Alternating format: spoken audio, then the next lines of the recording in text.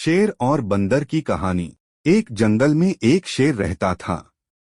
वह जंगल का राजा था और बड़ा बलशाली था। सारे जानवर भय के कारण उसका गुणगान किया करते थे। उसी जंगल में एक बुद्धिमान बंदर रहता था।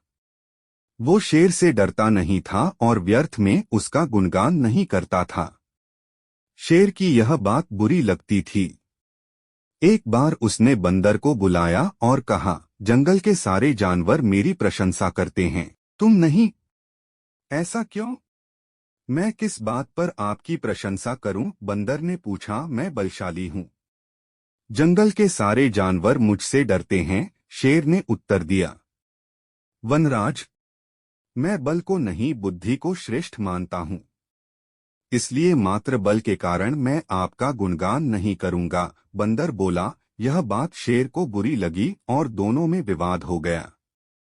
विवाद का विषय था, बुद्धि श्रेष्ठ है या बल। शेर की दृष्टि में बल श्रेष्ठ था, किंतु बंदर की दृष्टि में बुद्धि। दोनों के अपने अपने तर्क थे।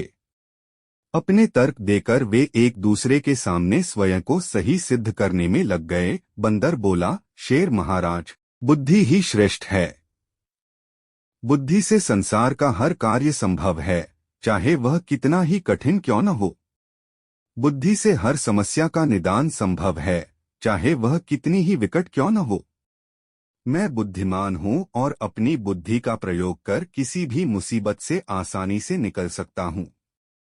कृपया यह बात मान लीजिए। बंदर का तर्क सुन शेर भड़क गया और बोला, चुप कर बंदर, तू बल और बुद्धि की तुलना कर बुद्धि को श्रेष्ठ बता रहा है। बल के आगे किसी का जोर नहीं चलता। मैं बलवान हूं और तेरी बुद्धि मेरे बल के सामने कुछ भी नहीं। मैं चाहूं तो इसी क्षण इसका प्रयोग कर तेरे प्राण ले सकता हूं। बंदर कुछ क्षण शांत रहा और बोला, महाराज, मैं अभी तो जा रहा हूं, किंतु मेरा यही मानना है कि बुद्धि बल से श्रेष्ठ है। एक दिन मैं आपको ये प्रमाणित करके दिखाऊंगा। मैं अपनी बुद्धि से बल को हरा दूंगा।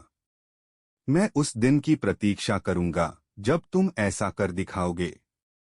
उस दिन मैं अवश्य तुम्हारी इस बात को स्वीकार करूंगा कि बुद्धि बल से श्रेष्ठ है। किंतु तब तक कतई नहीं, शेर ने उत्तर दिया। इस बात को कई दिन बीत गए। बंदर और शेर का आमना सामना भी नहीं हुआ। एक दिन शेर जंगल में शिकार कर अपनी गुफा की ओर लौट रहा था। अचानक वह पत्तों से ढके एक गड्ढे में जा गिरा। उसके पैर में चोट लग गई।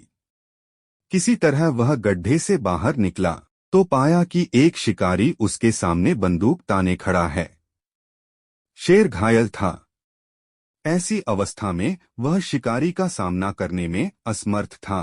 तभी अचानक कहीं से शिकारी पर पत्थर बरसने लगे।